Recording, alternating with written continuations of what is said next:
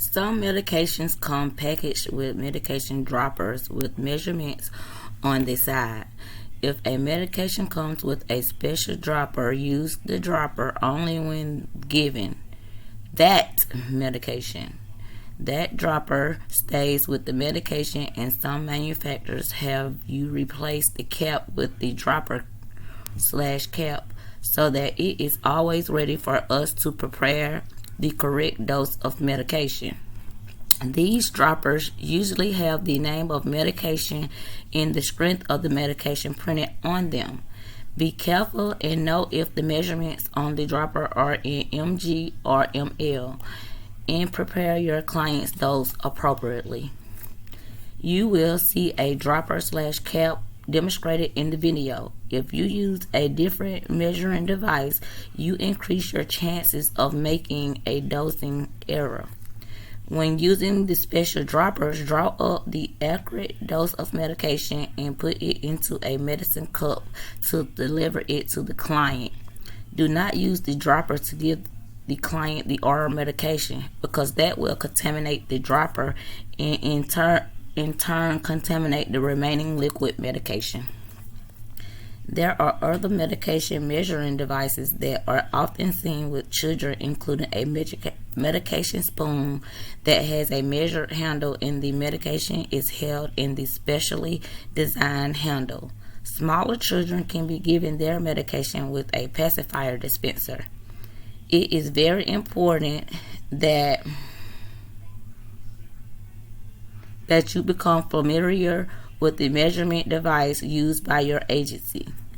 Be aware there can be cultural differences regarding medications, which is illustrated by the following example.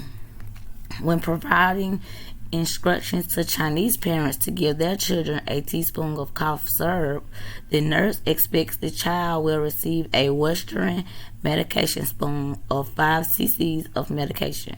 However, the Chinese language does not have a word for teaspoon because spoons are not typically used in their culture.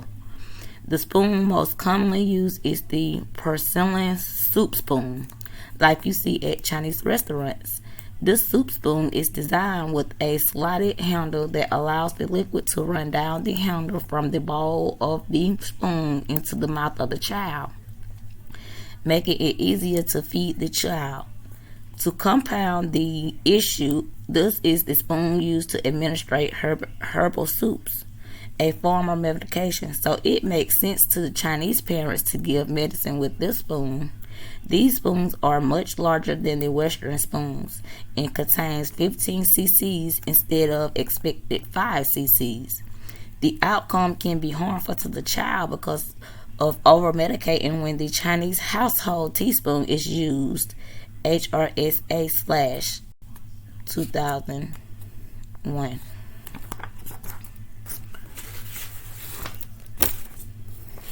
Cutting medication. Sometimes pills have to be cut into half to get the correct dose. This should be clear on the mark. If the medication aid needs to divide a pill into half for the dose, use a pill cutter. Only pills scored measuring a line or carved groove down the middle should be cut in half, providing equal dose to the medication in each half. If the pill cuts unevenly, then the pill is to be thrown away and a new pill is to be cut. Note a replacement pill will need to be ordered. Always clean the pill cutter with an alcohol wipe after using it so the next medication aid using it will not be mixing medication. Be careful not to cut yourself on the razor sharp blade. Pills that are not scored should not be cut. If a pill that is unscored, no line down the middle of the pill is cut, the two pieces may not have equal doses, which means that the client will not get the correct dose of medication. Many insurance companies require that tablets be cut in half because it is cheaper. If your client's medication needs to be half, discuss it with your supervisor. When the prescribed dose is for only half a pill, some agencies require you to return the extra half of the pill to the medication bottle to be used later. Others require you to throw away the extra half of the pill, disposing of them according to your agent policy. Crushing medication. If no liquid form of the medication is available and the client cannot swallow a whole pill, then the medication may be crushed.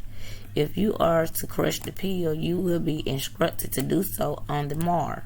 You will not need to make a decision whether to crush a pill or not. If it is not clear on the MAR, ask your supervisor to provide clear instructions. There are many ways to crush a pill, several of which are demonstrated on the accompanying video. Examples include using a mortar or pestle or a pill crushing device.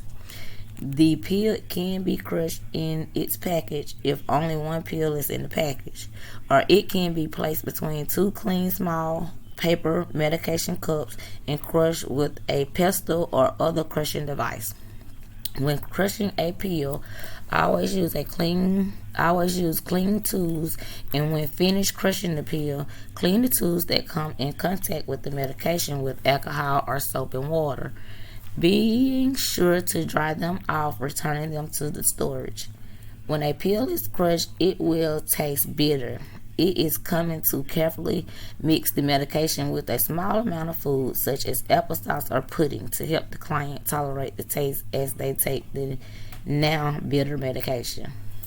Mix the crushed medication with a little applesauce or pudding as possible because it will continue to be bitter tasting. If you mix it with too much applesauce or the pudding, the client may not be able to eat it all or refuse to eat all of those, not get all of the medication intended for them. Never leave medication and food unattended because another client may be by and eat the food, accidentally taking the medication, which will be medication error and can be very dangerous.